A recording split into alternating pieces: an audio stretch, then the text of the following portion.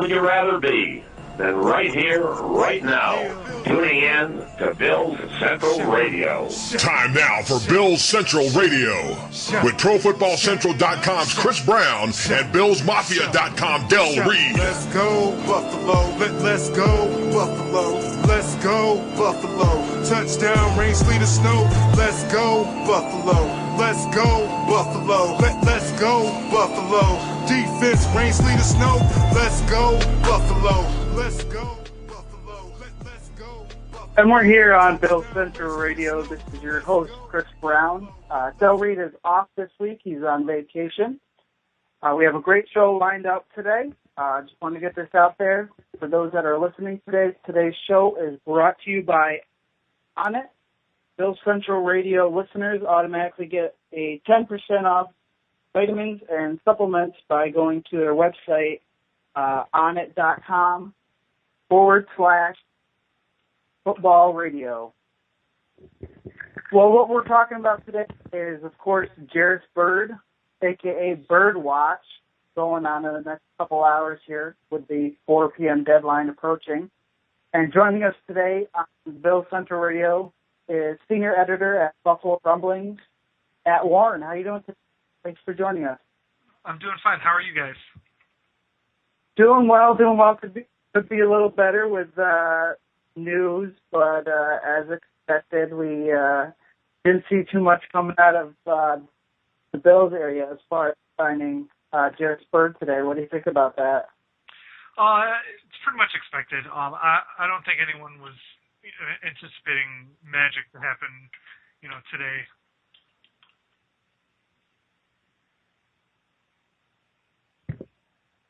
Yeah, absolutely. I didn't expect it too much. The word just came out not too long ago. For those who weren't sure about it, the Jairus is going to be the highest paid NFL, and Bills kind of offered him top 4 or 5 money, but didn't necessarily get a response back. Where do you feel Bills should at contract-wise as far as offering to Jairus and his worth to the Bills in the upcoming season? I kind of like where the Bills are at. Jairus Byrd's a playmaker. He certainly is worth that type of big money, but I don't know if he's athletically gifted enough to give him like what you said, to make him the top to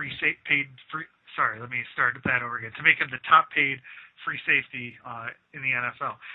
He's a little bit limited athletically, and he's 28 years old. By the end of that contract, you give him, say, a 5-year contract, the guy's going to be 33 years old and declining even more physically. So I kind of like the Bills holding their ground on this one, and trying to pay him a little bit more reasonably. Okay. Now you made a great point there, where he's kind of at that borderline age where if you take a look statistically, that his stats are supposed to be going downhill. We'll see where that goes in the next couple of years. But let's take a look at the top safety contracts that are in the league now. If you think about it, the top year safety would be Eric Berry, getting paid at $10 million a year, but you would kind of think you'd have to kind of throw that contract out of the window a little bit because of the rookie wage scale that's now in place, and he got that big contract, being, I believe, the 5th draft pick from the Chiefs coming out of college. And you take a little bit closer look at Deshaun Goldson's contract, which he just signed here in the March of this year, as well as Eric Weddle's contract, which was signed in July of 2011. Both were 5-year deals. Around $40 million, with roughly the guaranteed money around the same area, with 19 guaranteed and 22 guaranteed. Do you think that would be a decent starting realm where the Bills could potentially pay Byrd that contract, or do you think his expectations of a contract are a little out of the roof? Well, Adam Benini of Buffalo television station WGRZ, which is the NBC affiliate here in Buffalo, earlier today sent out a tweet citing sources saying that Byrd wanted to be the highest paid at his position, which would put him right at Eric Weddle's 8-year, $40 million contract. So he's only looking for about that $8 million range, maybe a touch more, to obviously beat out Weddle's contract to be the highest paid safety in the league. So that's where Byrd is starting, and obviously the Bills don't want to pay him $8 million a year for 5 years. I don't know if it's the years that they're worried about. I don't know if it's the average deal, but they were talking about the same source said that the Bills were looking more like fourth or fifth highest paid free safety, which would put him, right about where his franchise tag figure is at around $7 million. Now, did that source credit whether there's consideration of the strong safety position as well, with throwing in Palomalu's contract, where he's making the highest paid as far besides Eric Berry? He's at $9.1 million a year. Right. Was there any mention of that? Yeah, initially the report said at the position, and Benini since clarified it, along with radio station WGR reporter Joe Biscaglia, who said the same thing, that it's the free safety position, not safety in general. They went on to clarify that article. So they're not talking about Palomalu's contract. They're talking about just the guys at free safety. Okay. Now, if the Bills were to offer him, roughly around that $40 million range, that would kind of put a little stronghold on the defensive spot, being you'd basically be paying $140 million or so to two defensive players in Byrd and Williams. Do you think that would be a good option for the Bills to lock down two people, but also to have $140 million tied up between just two players? Well, I don't think most people think Mario Williams is going to see them the rest of that $100 million contract. He's going to see a lot of it, and I don't think it's out of the realm of possibility that the Bills could absorb those two contracts. I mean, having two highly paid defenders isn't, the worst thing in the world, especially when your quarterback situation is so low. I mean, they're paying E.J. Manuel, Kevin Kolb, and Jeff Toole way lower than a lot of these other, high contending teams are paying their quarterbacks for obvious reasons. But as far as the salary cap and salary and all that stuff goes, they certainly have the money to take care of that and carry Williams and Byrd on the roster for multiple years to come into the future. Okay. Now, for those who don't know, who haven't heard yet, Byrd's agent is Eugene Parker. Parker has been known to play a little bit hardball, but he's also an agent that tells it up front, and it is what it is. Here's the stats. Here's my guy. Here's what I think he should get, and someone that the Bills have dealt with in the past with guard Jason Peters, their left tackle there, years back, where he was unhappy with his contract and ended up signing a deal and trading to the Eagles. Do you think this is something that could develop with Byrd in the next few weeks here? I don't know if a sign and trade is going to happen like what happened with Jason Peters, but I can definitely see the first part of that Jason Peters conversation happening, where Jairus Byrd shows up the week before the season starts like Peters did. Jason Peters didn't start the first couple of games there because he came in shape, but he wasn't in game shape, and he just wasn't acclimated to the speed of the NFL. So he ended up being rotated in those first couple of weeks. Now Byrd could very well come in and do the same thing right before the regular season starts, not be acclimated to game speed, and take a few weeks to get up to speed. Now Peters was coming back to a system he already knew, whereas Byrd's going to be trying to learn Mike Pettine's defense on the fly, if that's the case. So I don't necessarily know if Byrd and Eugene Parker want to push it that far, because he'll really be behind the eight ball if he tries to come in just a few days before the regular season starts. But I don't anticipate them doing a sign and trade this offseason. Now, that could happen next offseason, as it did with Peters, but Peters eventually showed up, played the season, and then was traded at the end of the year. Right. Now, you had mentioned Coach Pettine a little bit. This is if Jairus were to play with the Bills this year, which is more than likely. It'll be his fourth defensive coordinator in 5 years with the Bills. Do you think that's a little hesitant as far as the Bills trying to offer them a contract? They want to see how he does in Coach Pettine's hybrid schemes, where defensive backs as well as safeties are kind of heavily relied on in the new system. Yeah, I think that might be part of it, but I think it's more part of what Byrd's looking for, to be perfectly honest with you. As he's been having these conversations about his contract over the last year or so, he kept bringing up, he's like, look at the trajectory of the team, and he talks about playing for, winning team and things like that. I don't know if Byrd's ready to commit to the Bills long term until they show that they have some sort of, plan or the actual ability to turn around. So let's say the Bills, Byrd plays his franchise tag. The Bills go, 5-11 this year. Bird's going to be itching to get out. But the Bills, say they pull off some miracle, they pull a Colts from last year and go, 10-6 and make the playoffs or something like that. I think then you might see Byrd really want to sign in Buffalo and maybe to give them, a small hometown discount. I'm not saying he's going to take, $2 or $3 million less, but he might be more willing to sign long term in Buffalo if the Bills and Doug Marrone and Mike Pettin and all the new guys can show that they're willing to turn it around. I don't necessarily I think that the Bills would love to have him in Mike Pettin's defense. I don't think having too many good players is a bad thing for the Bills. I'm thinking that's more of a Jairus Byrd conversation. Okay.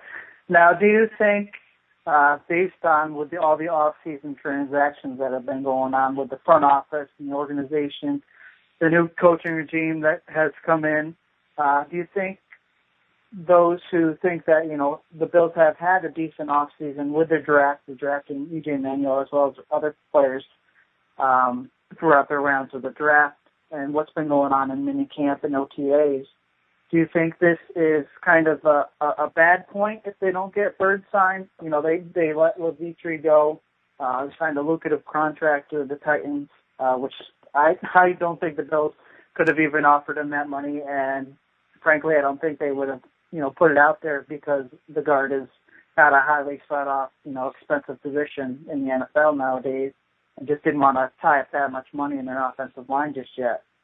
Now, do you think that this is kind of a sore spot for Bills, or do you think it'll kind of taint their offseason a little bit? I think people understood when they let Levitre walk for the contract that he ended up getting in Tennessee. And right. For the reason you just said, like he plays guard, it's not really an impact position. I don't think Bills fans are as forgiving or will be as forgiving if Jairus Byrd walks a year from now because he's a playmaker and he can single-handedly alter games by making one or two big plays as he has in the past several years. And so I think Bills fans would be less forgiving. I think a lot of Bills fans wouldn't mind it if he became the highest paid free safety in the league. I don't know if that's necessarily what the Bills want to do. I don't know if that's the hang-up or what it is, but I think that they'd be certainly less forgiving of letting Byrd walk than letting Levitre walk. Okay.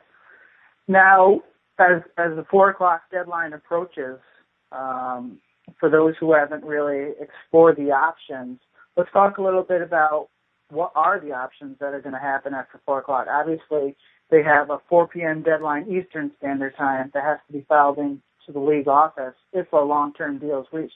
But if the long-term deal isn't reached, what are the options out there?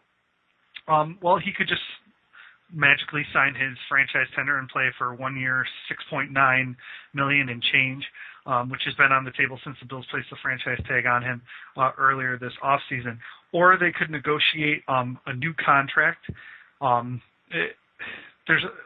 Any 1 year contract that will work, but it has to be with the Bills, and it has to be a 1 year contract once the 4 p.m. deadline passes. So Byrd could maybe negotiate a contract for less money, but in exchange, the Bills agree not to franchise tag him in 2014, or they could work out, some sort of other arrangement to get him in camp on time or something like that. I don't see that happening. I also don't necessarily see a prolonged holdout by Byrd like into week 5 or week 6 of the regular season or something like that. I think he doesn't want to lose the money. I think he needs to get game tape out there for people that might be interested in his services after the 2013 season. So he'll show up before the regular season starts. The most likely outcome by far is that he ends up signing his franchise tender sometime during the preseason and reports to whether it's camp or whether it's back to when Bills drive after camp breaks, but before the regular season starts. Okay. Now, how do you feel personally? Do you think he'll end up signing his tag and reporting to camp, or do you think it'll be maybe a mid-camp thing or sometime after when camp breaks or leading into the season? Right. I would put it as late in the preseason as I could if I was handicapping it. So, like, let's say the week before the first regular season game, which is after training camp breaks, but still during the preseason. Okay. Now, with this tag, it's 6.9 and some change. That's all guaranteed money if he starts from week one and everything. Now, as far as leverage goes, once this long-term deal is or isn't agreed upon after the 4 p.m. deadline today, who kind of has the leverage, do you feel, after, the deadline's approached and has come and gone? Do you feel the Bills have the leverage? Well, the deal's out there. You can take your tender, or we can work out, a 1-year deal. But do you think they're also reluctant to not put an agreement and a clause where they can't tag him for next year? The Bills have all the leverage now, and they're gonna have all the leverage moving in, because I don't think Jairus Byrd makes or breaks the Bills as a contender team or a contending team or anything like that. If the Bills were poised to make a run at the Super Bowl and they didn't have their top defensive player, it'd be one situation. But I just don't see the Bills caving at all. I don't. Bird's real only leverage is, well, then I'm going to do the same thing next offseason and if I'm Russ Brandon and Doug Whaley and stuff like that, I'll be like, okay, I'll see you at the end of the year then. So the money is guaranteed, but it's paid out in weekly checks. And if he doesn't play in those games, he doesn't get those checks. So he needs to show up in order to get that money. Okay. Now, if you were in, let's see, Jeff Odorf's seat right now, what is your magic number that you're offering to Byrd and Parker right now? Jim Oberdorf is the contract guru at One Bills Drive, for those of the folks that don't know that. But I'm probably offering exactly what they're offering, which is, top 4, top 3 free safety money. If Bird's, I think he's 28 right now, or maybe it's October. I can't remember. But anyways, I can have Jairus Byrd for 2 years at an average salary, because this year it's $6.9 million. If they franchise tag them again at the end of the season, I think it goes up to $8.4 million. But still, that's like working out like a 2-year, $7.5 million contract. I'd take that every day of the week if I'm the Bills. And then after that, I would, if he still doesn't want to sign, I'd let him walk. Now, you're not getting him for 2 off seasons. He won't be in this off season. He won't be in next off season as he continues to hold out then too. But he'll be there for your, 2 more full seasons. Then he'll be 30 years old. It's really a loss for Byrd, in my opinion. But that's the way that the CBA is set up. So I'm okay with the Bills sticking to their guns right now, especially if they're looking at Jairus Byrd at, the age of 30 and saying, do we really want this guy on the books when he's 32 years old at $8 million a year? Okay. All right. Yeah, well, we're all so to speak on Byrd Watch for the next couple hours or so, but as noted earlier today, some reports have come out the Bills are sticking to their guns, and it doesn't look like Byrd would be getting the top safety pay. If you had to put a chance on it within the next next couple hours, what would you say if you had to rate it at a scale at a 1 out of 10 or even 0 out of 10? Yeah, it's pretty much as low as you can go. So I'll say 0.01 out of 10. It's a 1% chance, or something like that. I don't know. Absolutely, and it is definitely something that we'll have to keep a watch on in the next couple hours, and possibly leading into the preseason, and hopefully not even into the regular season. Hopefully everything's solved and negotiated and resolved by that point, definitely. So we'd like to thank you for joining us today on Bill Central Radio, Matt. For those that aren't following you at Twitter and aren't following your work at Buffalo Rumblings, where can they find you at? On Twitter, it's at MattRichWarren, and then BuffaloRumblings.com is part of the SB Nation network of blogs, and we've been covering Byrd Watch for a long time coming now, so you can check us out there. All right. Well, we once again appreciate you taking the time and talking a little Byrd Watch today, Matt. And we wish Byrd the best here, and hopefully he signs with the Bills in the next few weeks here and gets everything taken care of. Yeah. Have a good rest of your day, guys. All right. Thank you, Matt. Goodbye. Thanks for tuning in to Bills Central Radio. For Bills news, updates, stats, highlights, and more, log on to ProFootballCentral.com.